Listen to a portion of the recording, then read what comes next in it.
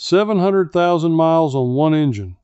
Not a museum piece, not a garage queen, a daily driver that still starts on the first turn every cold morning, and you are about to learn exactly how.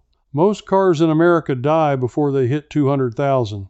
Mine passed that mark 3 times over because a retired mechanic in a small town near Stuttgart showed me 17 quiet habits that Germans treat as ordinary and Americans never learned. That is the claim, and by the end you will know how it is even possible. I still remember standing in his cold garage in the autumn of 2006, watching him press his bare palm flat against the hood of a 14-year-old Mercedes and just wait, saying nothing, while I shivered and thought he had lost his mind. There is a document from a German technical inspection body dating back to 1951 that quietly explains why his cars outlived everyone else's, and I will show it to you before we are done. And none of this needs a new car, a fancy tool, or a single imported part. It works on the exact vehicle sitting in your driveway right now. Let me take you back to that garage, because the first thing he did made me laugh out loud. I had just spent nearly $4,000 that year on my own car back home. New sensors, a transmission flush the dealer swore I needed, 2 trips to the shop for noises that came back a month later. I thought I was taking good care of my vehicle. I thought spending money was the same thing as maintenance. Then I watched Klaus, my wife's uncle, start his Mercedes on a freezing morning and simply let it sit. He did not rev it. He did not race off. He let it idle for maybe 30 seconds, then drove away slow and gentle for the first 2 miles, keeping the engine under 2,000 revolutions like the pedal was made of glass. I asked him why he was wasting time. He looked at me like I had asked why he breathed air. Here is what he knew that I did not.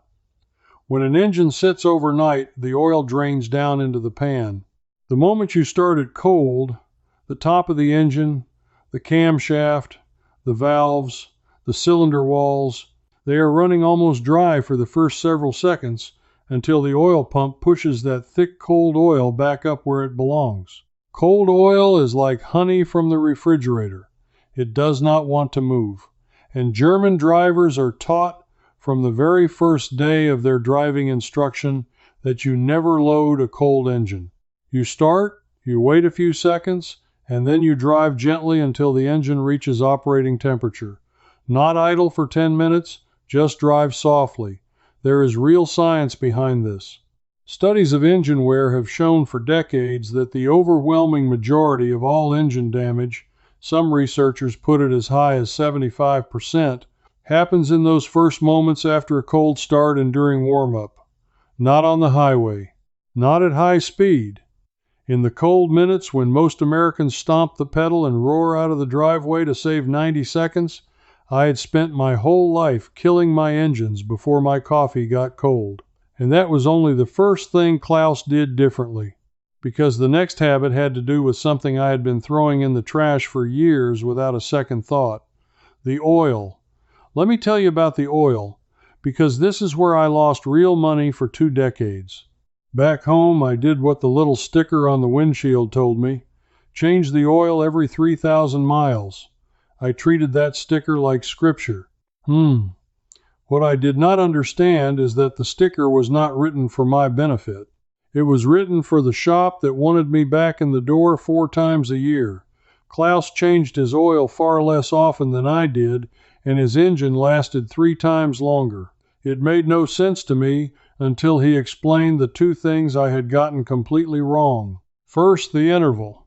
Modern German engineering, and the manufacturers behind those famous German brands, build their maintenance schedules around a much longer interval, often 10,000 miles or more, because they build around the oil, not around selling you a service. But here is the part that matters more than the miles. It is not really about how often. It is about what you put in and whether you ever let it run low. Klaus used full synthetic oil, and he checked his level religiously every single week, with the car parked dead level and the engine cold.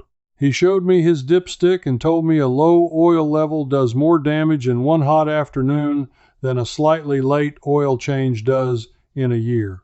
An engine running a quart low runs hotter, and the oil that is left gets cooked and thin and stops protecting the metal. Most people never check between changes. They wait for the warning light, and by the time that light comes on, the damage is already carved into the bearings. Second, and this is the one that made my jaw drop, he warned me about the flush. That transmission flush I paid for back home, the one the dealer insisted on, Klaus shook his head. He said in an older vehicle that has never been serviced that way, a high-pressure flush can knock loose decades of settled material and push it into places it was never meant to go, and he had seen transmissions fail within weeks of a flush that was sold as protection. What he did instead was simple. A proper fluid and filter change at the right interval done gently with the exact fluid the manufacturer specified. Not a cheaper substitute. Not close enough. The exact one.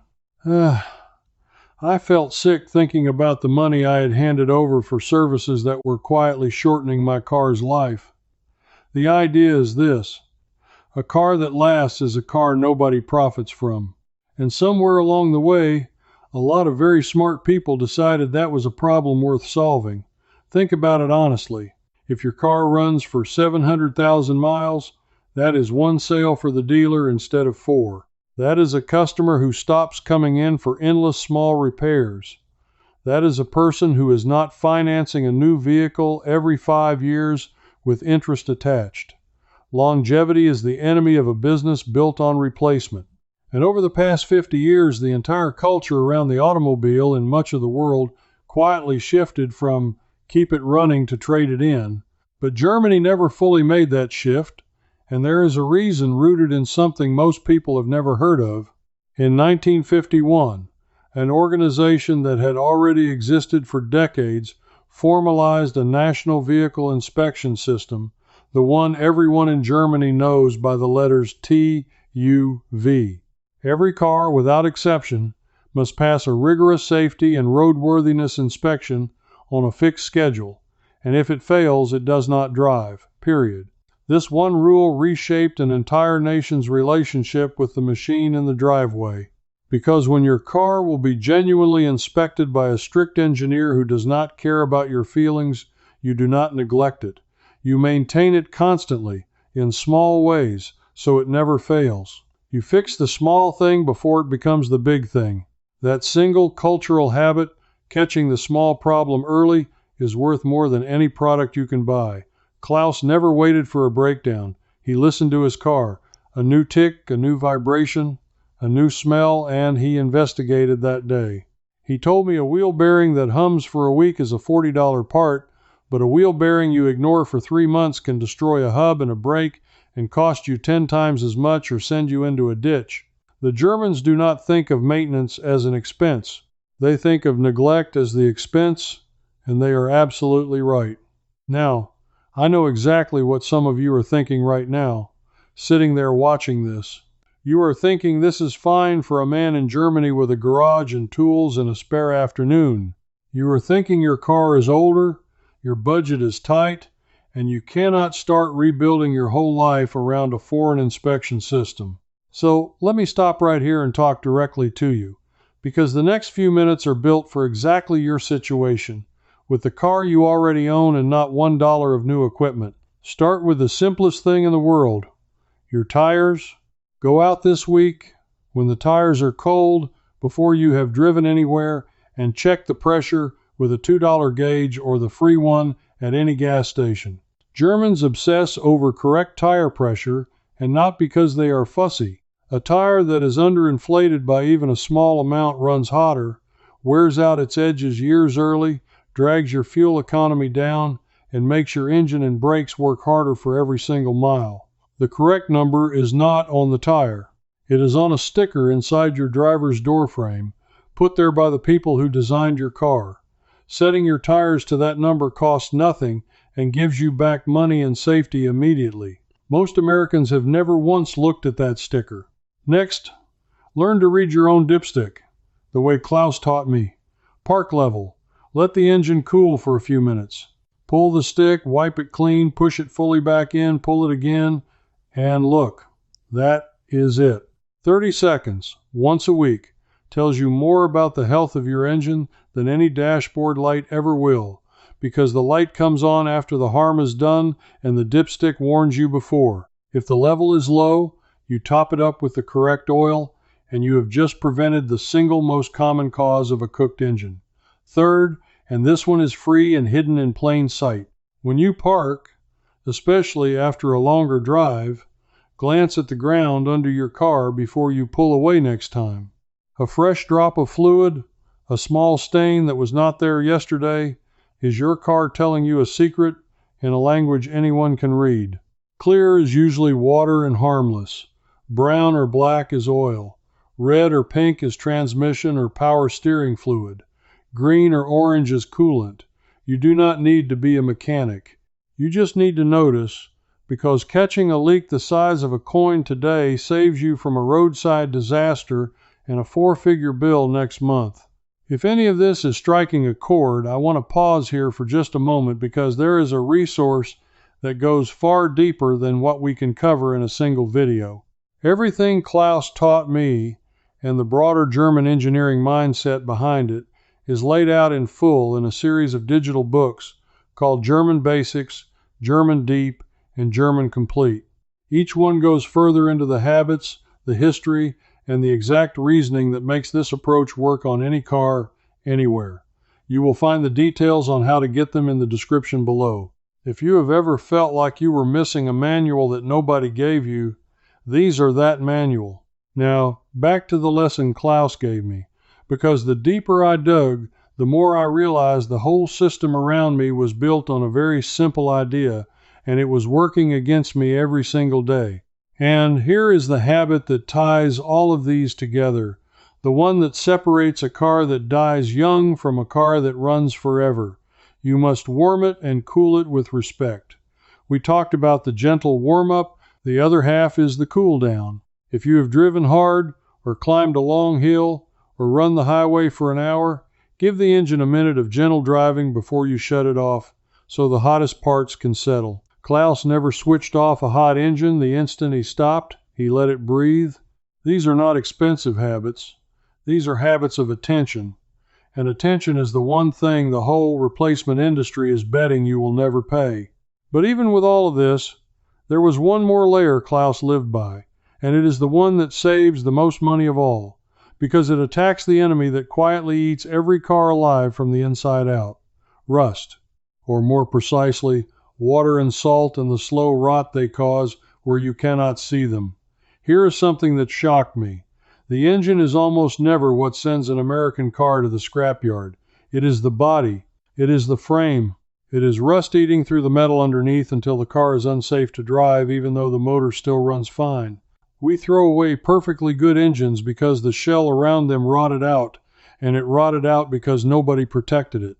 Germans deal with brutal winters and heavily salted roads, salt that is poured onto the roads to melt ice and then flung up into every hidden seam of your car where it sits and eats the metal for months. And they learned generations ago that you fight this with 2 simple habits. First, you wash the underside of your car in winter, not just the shiny paint on top. Most automatic car washes offer an underbody spray for $1 or $2. That rinse blasts the corrosive salt out of the hidden cavities before it can do its work. Klaus did this after every heavy salt week without fail, and the underside of his 14-year-old car looked newer than my 3-year-old one. Second, and this is the old world secret that mainstream shops in America almost never mention, there is a traditional practice of treating the inside of the body cavities, the doors, the rocker panels, the frame rails, with a protective wax or oil so water simply cannot start the rot. In Germany, this kind of cavity protection is so normal it has its own accepted place in how a serious car owner keeps a vehicle for decades. The metal is sound, so the car lives. In America, we let the frame rot and then act surprised when a running car has to die. And this brings me to the villain in full view now, the thing I could not see when I stood in that garage laughing at a man for warming up his engine. The reason we were never taught any of this is not that it is complicated, a child could check tire pressure. The reason is that a well-maintained car that lasts 30 years is a financial disaster for almost everyone who sells you anything to do with a car. The dealership, the parts chain, the quick lube shop with the 3,000-mile sticker, the lender writing the loan on your next vehicle. An entire economy is built on the quiet assumption that your car will die on schedule, and every habit that keeps it alive is a habit that costs someone else a sale. That is why this knowledge was never buried in a locked vault. It was buried in plain sight by simply never teaching it, while we were sold the idea that caring for a car means spending money instead of paying attention. Klaus paid attention. And the older he got, the more I realized his habits were not really about cars at all. They were about a way of seeing the world, one where you take care of what you own so thoroughly that you rarely have to replace it. That mindset is the real inheritance. But there was one habit of his that I dismissed the longest, the one that sounded almost superstitious to me at the time, and it turned out to be the most important of them all. Let me go back to that freezing morning and the thing that made me laugh. Klaus pressing his bare hand flat against the cold hood of the engine, standing perfectly still, feeling, I thought he was being sentimental about an old car. He was not. He was diagnosing. He explained that a person who truly knows their car uses every sense, every single day, as a rolling inspection that costs nothing. The hand on the hood, the ear at startup, the eye on the ground, the nose at the vents. He knew the normal sound of his engine so precisely that a change of a few degrees, a new faint whine, a slightly different vibration through the seat would tell him something was beginning to go wrong weeks before any gauge or light would ever catch it. He was the inspection system. He did not wait for the machine to tell him. He listened to it constantly, the way a good doctor listens to a patient, and he treated the whisper so he never had to treat the scream. Now here is the finale I promised you, the thing I found buried in the history of how Germany came to think this way, and it changed how I understood everything Klaus ever taught me. When that national inspection body was formalized in the early 1950s, and its roots go back much further, to the 1860s and the age of steam boilers, when careless neglect meant deadly explosions, the founding idea was not to punish drivers. It was the opposite. The original principle, written into the very purpose of these technical inspection associations more than a century and a half ago, was that regular, independent, expert inspection does not cost the owner money. It saves lives and it saves property, because a fault found early is cheap and a fault found late is catastrophic. That principle was born watching steam boilers tear factories apart in the 1800s, and the men who created it understood something we forgot. The machine always warns you first. Always. The only question is whether anyone is paying attention. So here is what you can actually do this weekend. The secret that Klaus lived, and that came straight out of that century-and-a-half-old idea. Give your car a 5-minute inspection you perform yourself, on a schedule, the way that document intended. Walk around it once, and look at the tires, low ones, worn ones, a nail you never noticed. Open the hood cold and check your oil and your coolant level with your own eyes.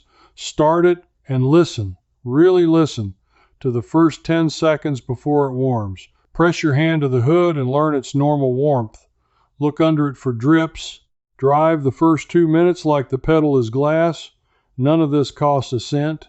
All of it comes from 150 years of German engineering culture that decided the owner who inspects is the owner who never gets stranded. You become your own inspector. That is the whole secret. That is how a car reaches 700,000 miles. Not with money, with attention that the entire replacement industry is praying you will never learn to pay. Klaus is gone now, but that Mercedes is still on the road, driven by his grandson past 300,000 miles and climbing, because the habits got handed down like a family recipe, and that is what these 17 habits really are. A recipe that was almost lost, kept alive in one cold garage near Stuttgart, and now handed to you. Let me gather all of it in one place so you carry it out of here whole. Start gentle and drive soft until warm. Cool down before you shut off. Use the right full synthetic oil and check the level every week on level ground. Follow the real service interval, not the windshield sticker. Never let a shop pressure flush an old transmission that has never had it. Set your tires to the number on the door, not the tire.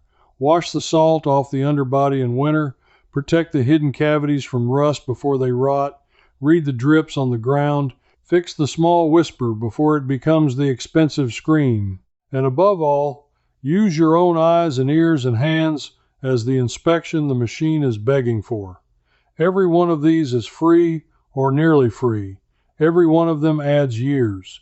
And not one of them was ever taught to us, because a car that lasts is a car that nobody downstream gets to profit from twice. I spent nearly $4,000 in a single year trying to buy my car's health, and a quiet old man showed me it was never for sale in the first place. It was mine all along, hiding in 30 seconds of attention a day, and somebody made very sure I never figured that out. If you have ever felt that the world was designed to make you replace things that should have lasted a lifetime, then you already understand what this is really about, and you and I think the same way. This was never just about a car. It is about refusing to be the customer somebody planned on. So tell me one thing down in the comments. Which habit surprised you the most? The bare hand on the cold hood, or the transmission flush that quietly destroys the very thing it claims to protect? Write it below, because I read them, and I want to know which one you had never heard before. Tell me where you were watching from, too, and how many miles are on the car sitting in your driveway right now, because I promise you it has more life left in it than they ever told you. And if you know someone who trades in a good car every few years and cannot understand why they are always broke and always driving something new, send this to them today. It might be the most useful 5 minutes you ever share with them. If you believe, like I do, that the most valuable knowledge is the kind quietly buried so someone else could keep selling to us, then come along, because this channel exists to dig it back up, one forgotten German habit at a time. There is one more I could not fit here. A way Germans stretch the life of their brakes to nearly double what most drivers ever get, using nothing but a single change in how they slow down, and I will show you exactly how in the next one. Do not miss it. Your car has been waiting its whole life for you to finally learn its language. If you're still with me, you're my kind of person. This video gave you the overview, but there's more. Inside the old way circle, I'll walk you through everything I couldn't fit here. And you can ask me your own question, and a real person answers you, not a machine. Practical folks like you already belong here. Just point your phone's camera at the code on the screen, and you can cancel any time. No risk.